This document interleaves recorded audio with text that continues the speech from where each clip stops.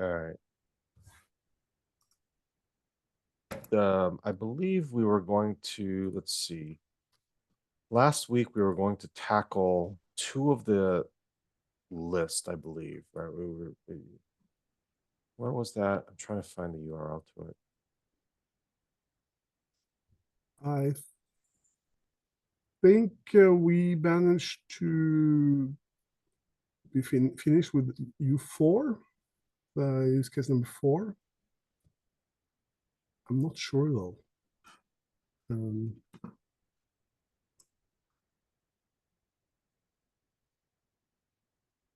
Oh well, this is nuts. I've been adding a few use cases before every meeting, Okay. just so that we can have something interesting to talk about. And I think we have at least topics for 3 more meetings, maybe 4. I'm guessing Okay. if we keep a healthy progress.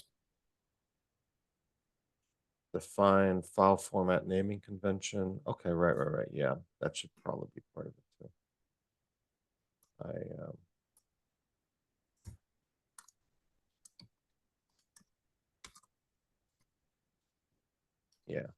Yeah. I mean, one of the things that we would like, obviously, we talked about that last week, is maintainers actually checking this into their own version control and maintaining the sustainability information for the respective projects. Yeah. So having a common name would be a good idea. Yeah. Would that be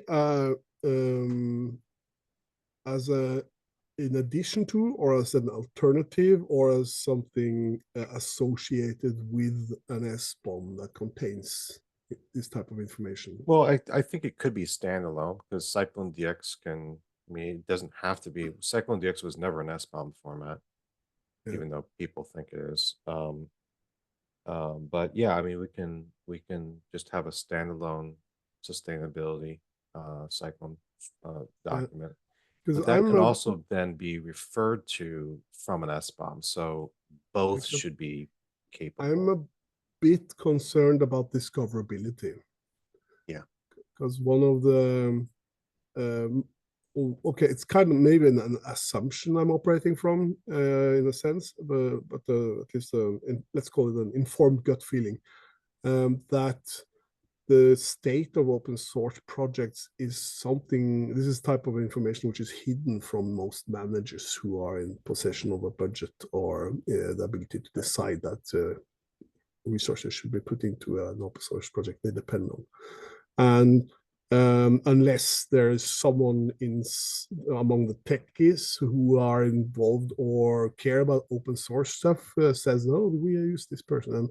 But that's maybe 1 or 2 levels of filtering or keeping back information. Say, well, this isn't this is not an important topic for us because we are constantly fighting fires at work. So there's a lot of reasons why, quote unquote, the nice to have of supporting an open source project is something that remains as a nice to have instead of having it promoted to something that should be taken seriously and invested in for the predictability for all the business, basically. Right. So I think, once we actually, this is kind of how I envision it and kind of see if that kind of aligns to what your expectations are. Got another person joining. Alyssa, she is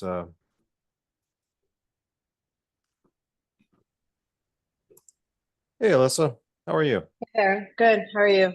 Good. Do you guys know each other? No. No, hi there. I can, yeah, I am as part of introduction, sorry, and just I am part of the open source program office at Bloomberg, and for a long time been interested in the efforts of of cost sustainability. On the board of Open Source Collective and a previous employee there as well. And I sit on a to-do like FOSS funders working group that works a lot with sustainability considerations. So we talk a lot about sustaining open source software, either from the things that have like kind of evolved from that group include like the FOSS Contributor Fund framework that Dwayne O'Brien from Indeed started. Chad Whitaker sits in this committee, and if you've seen like the open source pledge, stuff like that has all kind of evolved from that working group. So I'm interested to understand. So that's work and an interest of mine. I'm also, how I know Steve, I'm co-chair of the CycloneDX ECMA standardization work that really Steve has led, and I helped take notes for and support. And so Great. found out about that this work from my efforts there, and would like to understand more about what this is all about. I've shared this working group with the FOSS funders group, and invited particularly Emma Irwin, who is the part of the open source program office at Microsoft. She has led, if you don't know her work, she was involved with this this really interesting program through GitHub sponsors. Right. And I was interested in also joining this call. That's great. Yeah, That's brilliant. Well, happy that you are here, and maybe you can even confirm or disconfirm the thing we just talked about here before you entered the room here. I came with a claim, and that is that the state of open source projects, meaning whether or not they need help, if they need funding, if they feel that they are running sustainably in a sensible way, that is not the type of information that usually ends up in the minds of decision makers in businesses. That is something that often is filtered away due to circumstances, or the techies who care about open source maybe say, this is I think there's a lack of is important enough. Yeah, I think there's a lack of visibility. I think there's a lack of visibility. I think what's less visible, like I think there's a general feeling that open source projects should be supported by a foundation, and that if they're supported by a foundation, then they're doing okay, which is not necessarily the case. Yeah, no, not at all, actually. Yeah, No. and then I think that and then there's an additional thing where there are projects that are supported by a foundation, but rely, the dependencies of those projects have other projects, and so they're not necessarily supported by a foundation infrastructure. And so the visibility of, the supply chain, the real dependency tree of what we're relying on, and the health of those projects is not necessarily as visible to decision makers. And it would be useful to have more visibility and metrics for this. Absolutely. No taken. This is actually related to a decision we can make here, and that is whether and to what extent we want to make this sustainability information a first-class citizen in the main SBOM CycloneDX format, or if it should be placed in a separate document that is linked to and maybe not as findable as before, but still available somehow. So there's a judgment. I think it would be great. I think it would be great to have that question, to get feedback from a bunch of different stakeholders about that question. I think it would be. Initially, this is the really room for that. but I think there are other people that should also, because there's only 3 of us here. Like I'd love to see what my decision makers have to say. I'd love to see what this cost funders working group has to say. I'd love to see what other people that have implemented some sort of like sustainability initiative would like to say. For instance, have we, like, you know, Tide Lifts is the company, but still designed in like this, you know, to raise all boats and have the sustainability of these tools. What if it was a first class citizen, would that be helpful for what they're trying to in a accomplish? sense, the thing we're doing here is very technical. We are defining a file format, the contents of a JSON file, basically, JavaScript file. So with which fields, where to place them, what they mean, how to make them link together and relate, so it communicates what needs to be communicated.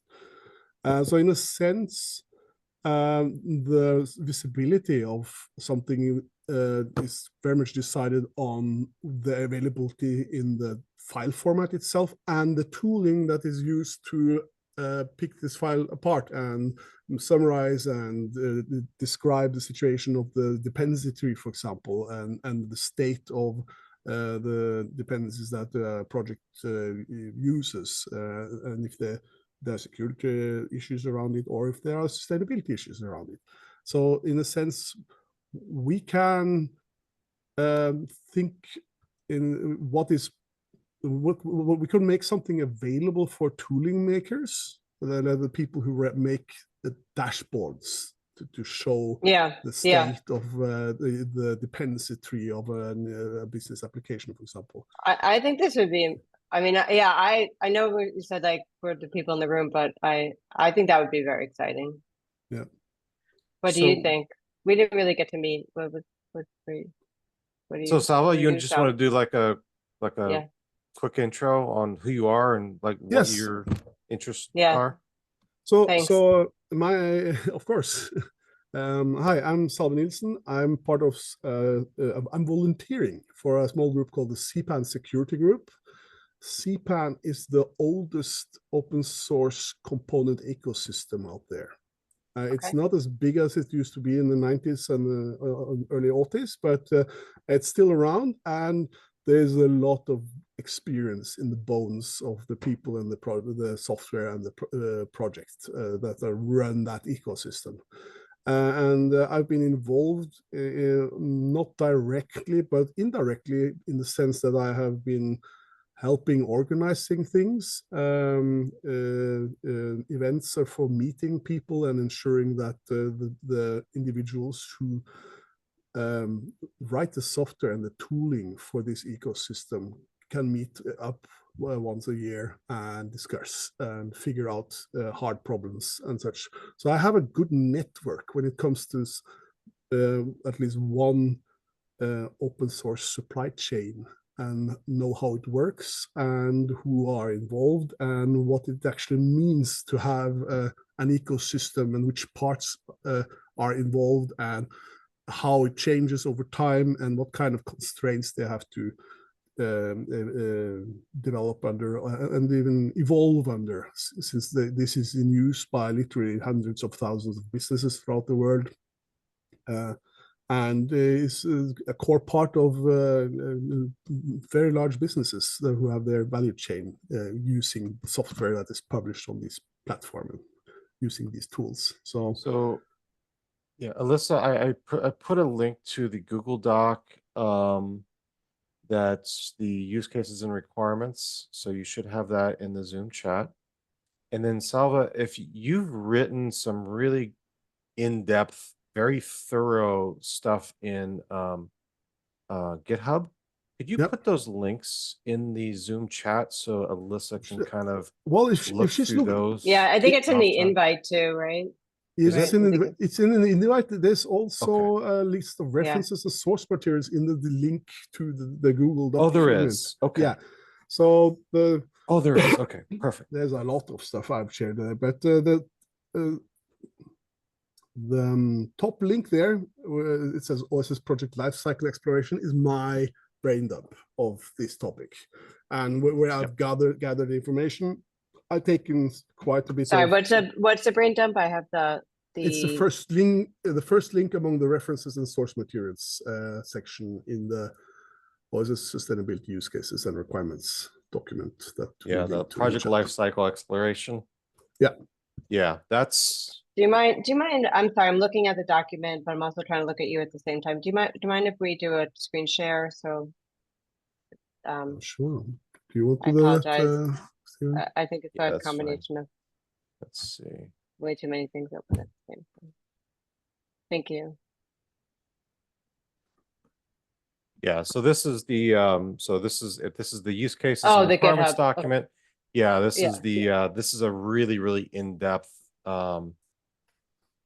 it's a brain dump. And it says right on the top, this is a work in progress, but some of it, as I feel confident as it, I've been moving into the main document that we're using. And some of these are based on assumptions, because even if I've been around in this game for a good while now, 25 years plus, I don't know everything. There's a lot of stuff that I'm now unaware of when it comes to all different ecosystems and expectations among managers in businesses and the prevalence of open source citizenship when meaning to what extent do people care about stuff like this. Right now, it seems like the data I see is that people don't care, and that's what I like to change, and that's what is like the reason for existing for me. This discussion here and this working group is to make a difference when it comes to getting more. Where did you? I'm sorry, I missed. Where is this link? The GitHub link? Because when I go to on the GitHub issue link that's in the doc. Okay. Top link, first one. So reference and source materials.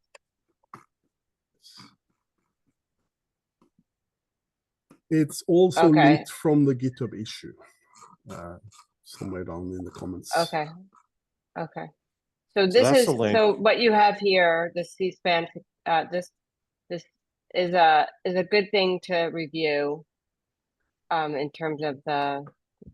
Well, we can do that, but I've been kind of purposefully taking stuff from that ongoing work and moving it into the main document that we are using, as I feel confident that I've thought enough through there. But of course, if you want to help me refine this document, I would love that. But it's kind of more like a draft thing going on.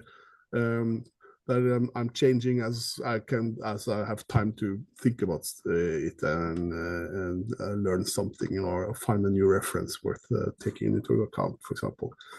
So the goal is for this Google Doc to be the main document, but you're taking things from this GitHub document draft and moving it over. Okay, and so if I share this with the FOSS funders group, I will share both the documents, the Google Doc that you have. I put an open source license on this, so it says on the top there. No, well, on the bottom it's Creative Commons attribution share alike. That means you go ahead. Those are the terms. You can share it and use it and change it as you want. But since I kind of treat that document as an open source project, I'm of course hoping that you actually and your colleagues or whoever you work with want to interact and make it better. Me too. Me too. I guess part of my goal here is to understand what the work is to date, and also like get other people who are working on this already involved in this discussion. That is my goal here, because one of the things that we're trying to, I mean, there's a couple different approaches couple different angles that we're coming from with this. Well, one is trying to figure out what kind of data we need to be able to represent sustainability. Yeah. And we've got Salva's Yeah. perspective in that, well, but we need some other folks' perspective on what Right. is sustainability. The other Right. aspect we're looking at is, well, how would we operationalize once we have the sustainability information? How would we theoretically operationalize that? And the current the current thinking, which again is subject to change, but the current thinking, and again is, if we use CycloneDX, CycloneDX, is not an SBOM format. It's Bigger. transparency expression type of format. So what we envision is to be able to have open source maintainers actually control their own sustainability information. For Mm-hmm. example, if Mm-hmm. they need help on something, if they're not going to be Mm. supporting something, whatever the case is, be able to check that into their own version control. Again, they are the stewards of their own sustainability information, kind of Mm-hmm. like a security.md or contributing.md. For example, if you want to report security incidents to an open source project, well, a security MD, which is an international standard, by the way, actually provides a way to do that. So Mm-hmm. what we envision is a standalone CycloneDX document that Mm-hmm. only describes the sustainability information of Yeah, that I love particular it. project. Yeah. And with CycloneDX, from an SBOM perspective, we can then have an external reference that says, well, here's this component, and if you want the sustainability information that's up to date, Yeah. here's where you can get it. And theoretically, you could also do that same type of thing with SPDX, right? You could say, So, here's this component in SPDX, here's the sustainability information that you can retrieve. I mean, I love all this. This is so, I'm very excited about this. What I would ask is that, so again, there is this group of I would say OSPO professionals that are that are tackling this problem in building and trying to both understand and build programs to address open source, like sustain funding sustainability and project sustainability. We call ourselves a FOSS funders group.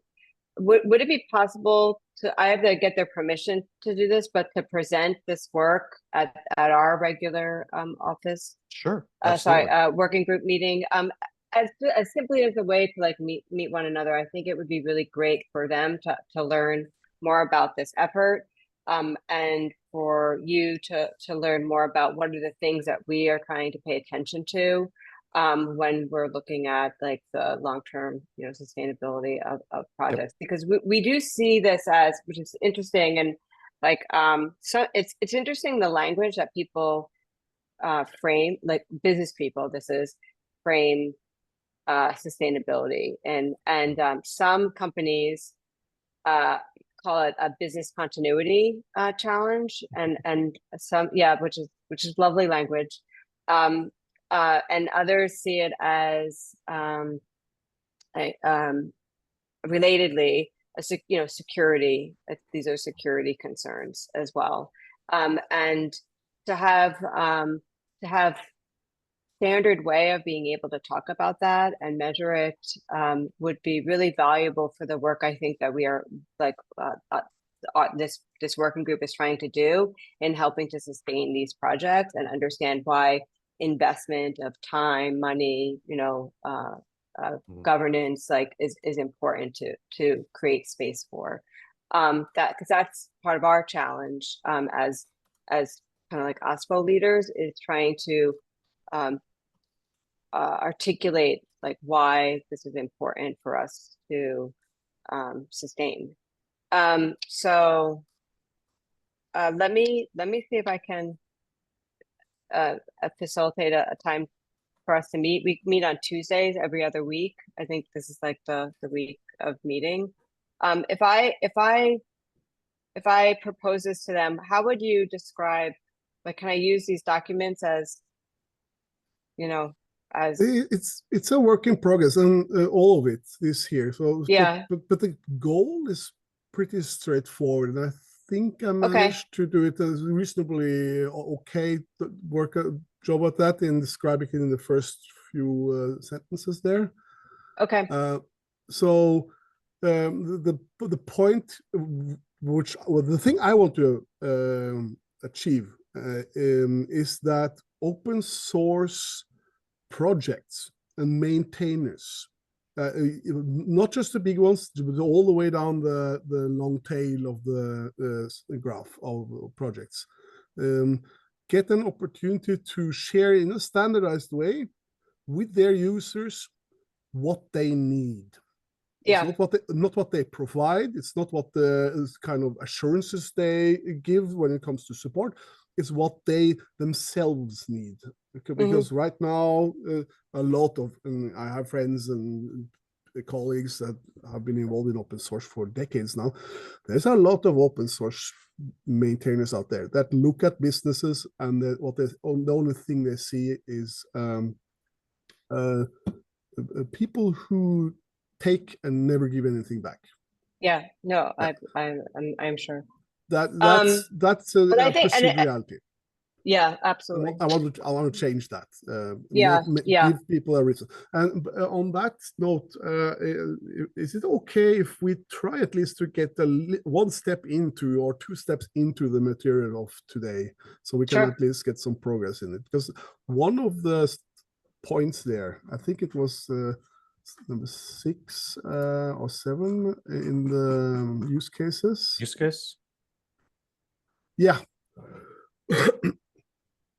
Well, the use case number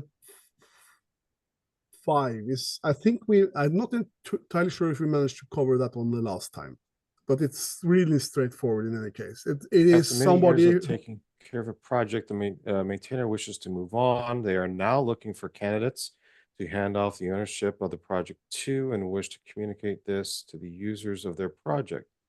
Right. I've actually done this before. It's challenging. Yeah, and usually it means people who are already somehow involved are candidates, but that's in the long tail, that's not always possible. Those might not be available, but if there are businesses that are using a component that have some resources available that can help, that makes the act of communicating this something that can lead to something positive. And for me, this particular point is very straightforward. It's just saying that I need somebody to hand it off, and that's it. That has to be included. I think that makes a lot of sense. Yeah. So then use case 6 is the next one, which everybody is talking about, and that is realizing that you would like to have funding, and there's a bunch of options there, but communicating where you can find the web page with the donation link, for example, would be useful if you want funding, or whatever scheme you use, if you're using Tidelift or PayPal donations or something via GitHub, whatever, or Ko-fi or whatever. We might want to. Do we want this specific? Because funding to me is purely monetary. Yes. And in some cases, I might just want, for example, a bug bounty service or something else. Yes. Right? Not necessarily direct. That is funding. use case 7. Use case 7 is for all those non-funding things. Oh, I see. volunteers. For a specific okay, so task. volunteers is not an individual, it could be an organization. It could be somebody who has the capabilities, skills, and time to help. Whether or not they do it on the behalf of their job or out of their own free will and personal sacrifice, doesn't matter. They are volunteering, whether or not they are paid. Okay, the word volunteer might be the wrong word in a sense, now that you asked. I think there's something in between these two, right? This is essentially, I'm looking for something that costs money, but I don't want the money, I want the thing. Yes. So if I've added an appendix to this document now, appendix 1, you can follow the link there. That is from my BrainDump GitHub document. If you want to click where's it, it at? What am I looking at? Appendix? Use case 7, appendix 1. This is the same document. So these are the types of contributions I've managed to find or think of. And a bunch of them is from the CHAOSS community's list of Right. contributions, types of Yeah. contributions. But there's a lot more there because I've been playing around in this game for a while, so I managed to add a few extra there. And what I'm thinking here is that this list here would be useful to spell out. Maybe do 1 or 2 passes of cleaning up stuff that is unclear or redundant or something like that. But having that as a list of available choices, and maybe with one addition saying other, so that anybody who has an open source project can look at the list and say, oh, these are all things that can be useful for an open source project, which I never thought about.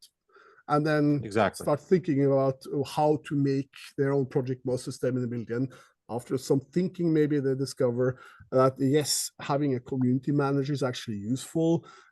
Giving talks and conferences can be, or presentations could be useful. Having a clear branding can also be a door opener for new contributors, just by the Let me ask you a question. Does this list of things, do these things have a formal definition within CHAOSS, or was it just a list of things? It was just a list. They have formal. Okay. Oh, I would imagine though that they have formal definitions. I couldn't find any formal definitions. We will need to create those formal definitions if this list were to become part of Cyclone, because that's part of international standardization. Is right. If you have an enumeration of things, you need to be able to describe what those things mean. Yes. Well, I think it would be good to share this with I also go to the regular CHAOSS OSPO working group as well. I think this would be another really good community to present this to. And maybe we can work on those definitions together. Yeah, that would be awesome. Some of those, the thing that is in bold there is literally from CHAOSS, from their types of contributions list. And in the references, there's a link to where I've stolen that those bits. We don't steal things, do we? No, well, what actually happened is that I had something very similar already, and I went through it and used their words instead of my words, and I kept the meaning. So it's you were inspired. Yeah, let's call it a collaboration. There you go. But I'm pretty sure there's still room for improvement here, and especially if we want to have some descriptive text for each of these. Well, what does it mean? What if an open source developer, a maintainer, wants help with creating a brand strategy? Like, what does that mean? Like having a sentence that just describes the type of activity, so you can make an informed decision whether or not to add this to your needs. That's definitely useful. Yeah, I think we need to, in general, I think we need to, once we kind of finish fleshing out the use cases, and we can start diving into, definitions and schemas and all that sort of thing as well. But I think we also need to realize that when we develop this, we have use cases in mind. However, there are abuse cases for this type of thing. For example, we talked a little bit about automating the discovery of some of this thing. Well, if I'm a nation state adversary and I am thinking about taking over open source projects, I might create a bot that scours GitHub to identify documents of projects for maintainers that are actually looking for to hand it off to somebody else, right? Yeah. So as an adversary, it actually helps me. So I think we just need to document the abuse cases that might exist, so that people can put mitigations in place. Yeah. I agree. That is What? but that's a really hard nut to crack, though. Right. Every especially- use case is going to have an abuse case, typically. Yeah. You design something for a particular purpose, and of course it can be misused. Yeah. Like for example, I would like to. I just want to make sure one thing is captured here. I feel like one thing that I feel like a lot of projects struggle with is bringing on new contributors and being able to mentor them, having like the capacity, the space, the priority, to mentor them, so that you can have like new people part of like the work. And so whether that's part of the appendix 1 non-funding support examples, we add like something like mentorship, or it's a specific use case. I just feel like oh, it is? Okay, great. Sorry, I might have missed that. So it's 12. Okay, good. Yeah. I feel like having projects, having the opportunity for projects to that they're able to mentor, like having an indication that they're able to mentor, or they're looking for mentors, or like this is like what in my mind the use case is the resource starved 0.1 amounts of the maintainers type of minimal project that goes on is being written on a least effort basis on weekends, and the bootstrap type of situation they are in. They have no resources, but they need help, and they eventually realize that in order to get resources, they have to spend the resources and figure out how to create a soup from nothing in a rock, basically. And yeah. Okay, finish that thought, because I've got an idea. This is just a brain. Do it. Go for it. Sustainability. So right now we've been kind of approaching it. We've been kind of approaching it from the maintainer's perspective. I need help in doing X.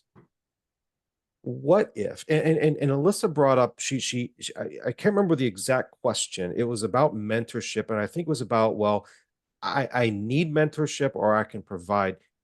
And that kind of sparked, well, what if we also provided the ability, so like as an individual on GitHub, for example, I can have the option to have a .github repository, which basically describes like me, right? I can have a bio, it's me. What if we also provided the ability to say, not only do I need these things, but as an individual, I'm open to providing these things. Therefore, you could actually match the needs with the people who actually can provide. I don't know if that'll work, or if that's very utopian, but there is a privacy aspect to that thing by putting your CV basically, in a sense, into this. I see what you're thinking, but I'm maybe a little bit skeptical in a sense that if people want to help and have something to contribute, in a sense, that they already know what they can help with, and they can reach out to projects that need help, and they have some reason to care about. So I'll give you back on that a little bit. bit. I would push back on that assumption a little bit. Like, I feel like a lot of people do want to help projects, but it's hard to it's hard to get to make the jump to actually be useful in those spaces. Right. And without, I don't know, mentorship of some sort, it's hard to bring in new people into the sustainability of a particularly old Yeah. complicated project. Yeah, I mean, Older, yeah, once you get a process and some people that can do the mentorship, but getting to that point is hard.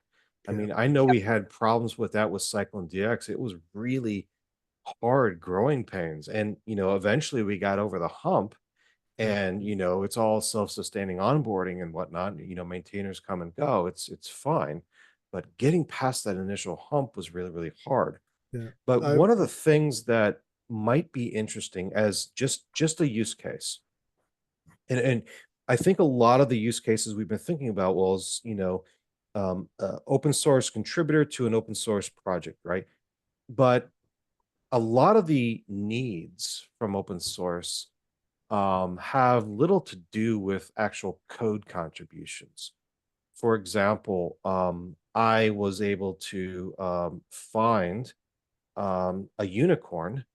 She is a UX researcher. She just happened to be part of the OWASP community, and she was looking to increase her portfolio, and she has, and she's been contributing to a bunch of stuff, which has been great. Another person that we're currently working with is a technical writer. Again, he's looking for a job, but he's looking to increase his portfolio. He yeah. wants to write on a bunch of different highly visible things. Doesn't exactly know what things to work on, but he's just saying, hey, I have this ability. Is that something open source projects would need? So being able to do that, and both of these findings were essentially done um, through manual discovery in the Yeah. OWASP Slack workspace, which has around 28,000 people or so. And it was random, it was manual, but if you could automate that in a machine readable way, Yeah. imagine the amount of contributors that you could actually discover as open source maintainers who would never otherwise discover your project. If I'm thinking that we already have a bunch of ways to promote yourself online by, for example, the .github directory or the LinkedIn, and some of those are, I guess, in machine readable ways. In a machine readable format. So having a tool that scrapes these is well within what's possible if someone would like to create a matchmaking service of some sort. Yeah. Um, uh, I'm not. But if I'm just saying, if we Yeah, have a yeah, taxonomy and yes, definitions of things that as an open source yes. project we need, it wouldn't be that hard to also go the opposite way. Yeah, like These are things I something like provide. a standard set of terms to use that Yeah. everybody can use to signal that they would like to help with that or this. So, Right. which would be a kind of an enumeration, strictly speaking. Yeah. I think that would be awesome to establish something like that.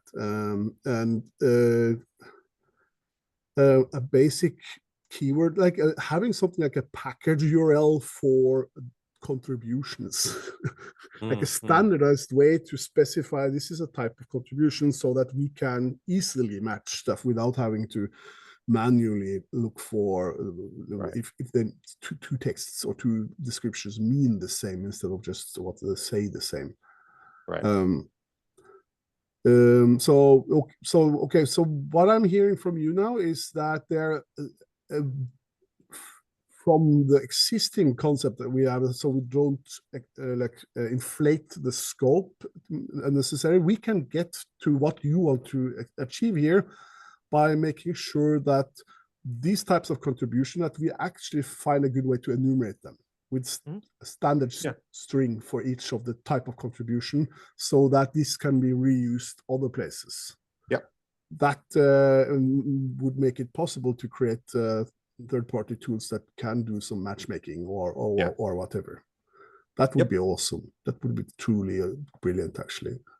And if this type of matchmaking tools can also be used by businesses in the sense that some businesses, I'm still thinking there are businesses out there who have now and then resources available that can contribute, and Right. then say, okay, we have next week we have somebody who knows this, and that's a keyword, the skill set of keywords that they have, and let's find out if there's something among the dependencies we use that require this type of help, and then it's a super quick database lookup of some sort, and can oh, I have to turn on my light now, so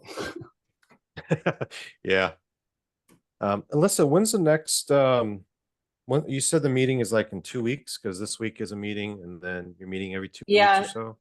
Yeah, and I was messaging them to see if because I want to get make sure it fits with what is on the schedule, but let me look when the next meeting is.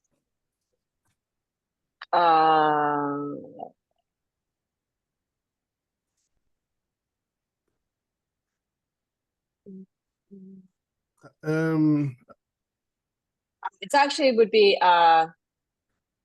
next potentially next week at 1 p.m. Eastern. And again, it's every other week, so it either be the 10th or actually the 24th might be the better one for me. Okay. Would that work with your schedule? You said 1 p.m. Eastern? Yeah, on the 24th. On the 24th? Sure, that works perfectly for me. Okay, Salve, does that work for you? I know it's a little late. I'm one of those European people, so I don't know what 1 p.m. Eastern is. I think that's 7 CET. 1 p.m. Eastern. It's in New York, so it's 50 minutes ago. Okay, Actually, it's the same time as our call.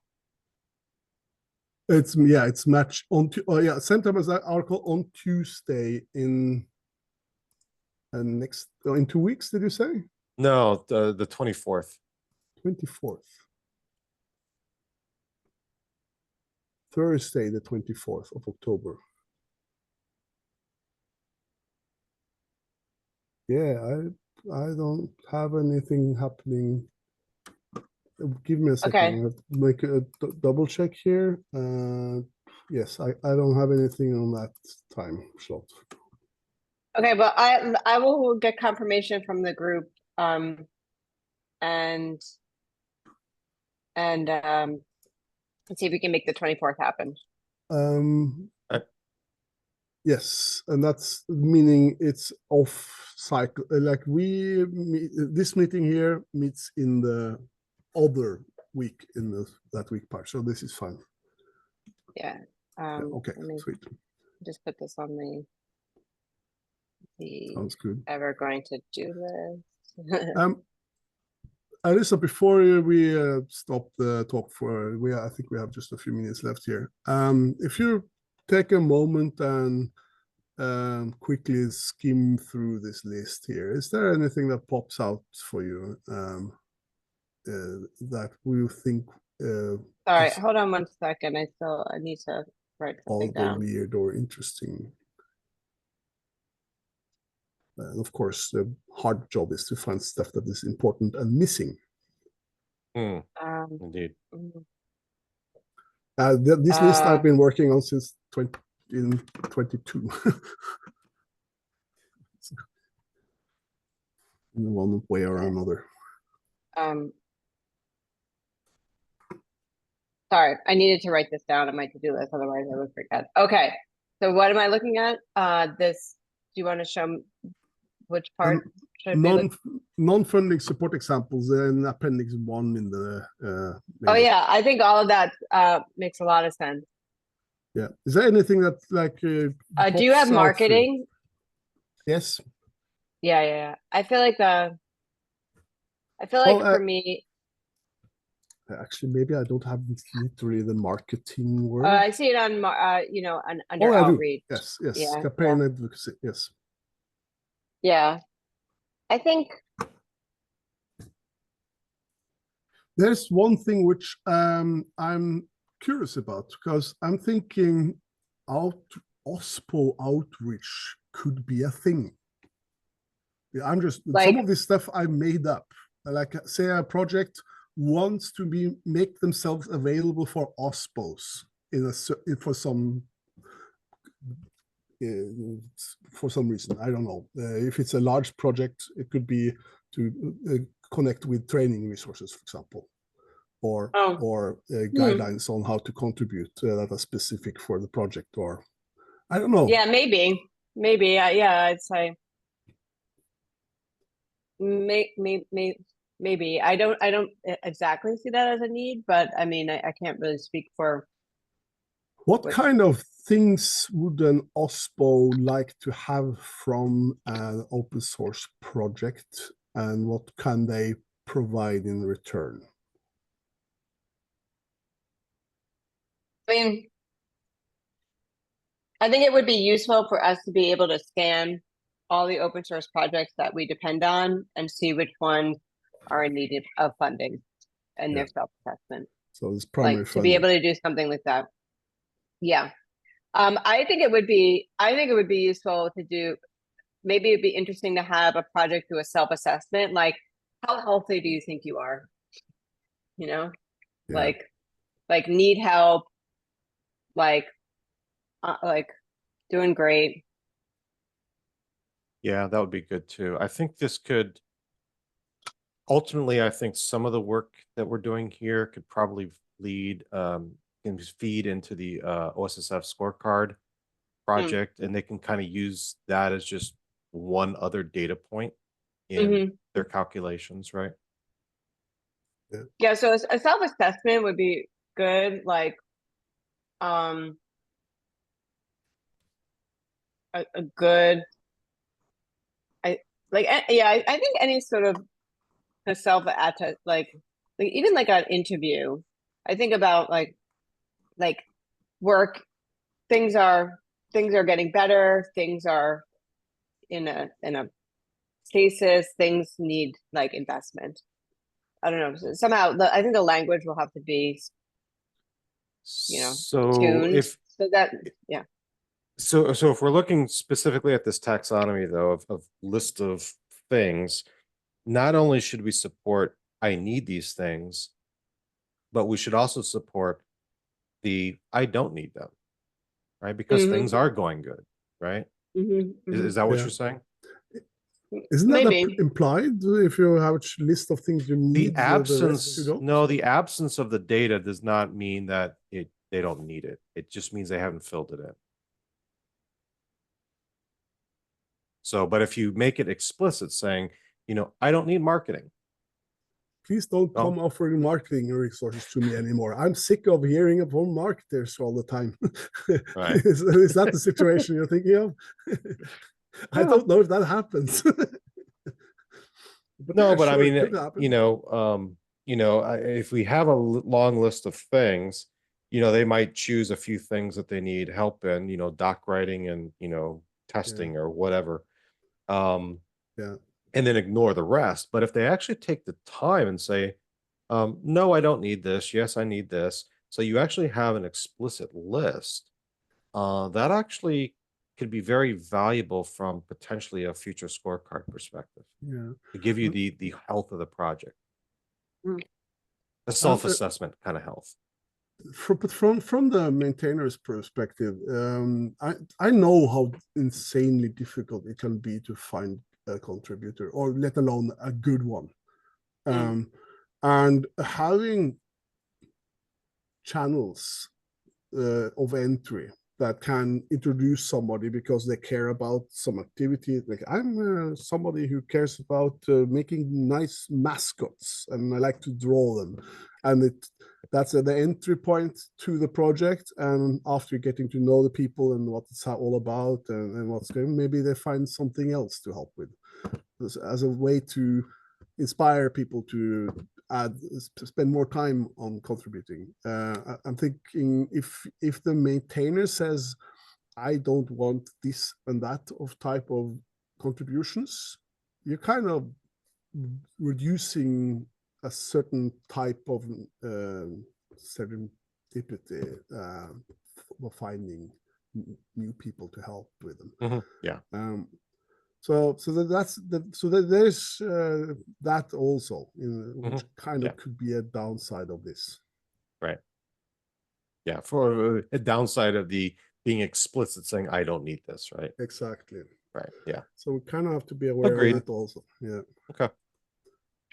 I'm being very negative today. I'm sorry. It's like no. You were so negative. The lights turned off in your office. Yeah, it's all black Kidding. here. I'm kidding. We knew it was going to happen. Yeah. Okay. I have to run to the next meeting, so I apologize. But I will get back to you both about the 24th. I think that could be really interesting and exciting. Yeah, and Okay. please, if you share these links, it's possible to just select a line and then comment it inline in the document here through Google Docs, and that's a really good way to both expand on the topics and ask for explanation or relevance or judgment if it's good or not. And same goes with. I'm sorry, I gotta go. Yeah. Yep. We'll talk to you later. Bye-bye. Cheers. Yes. Bye. Bye. Awesome. Talk to you soon. I'll put the recording up on YouTube later today. Great. Awesome. All right. Thank you. Cheers. Bye. Bye.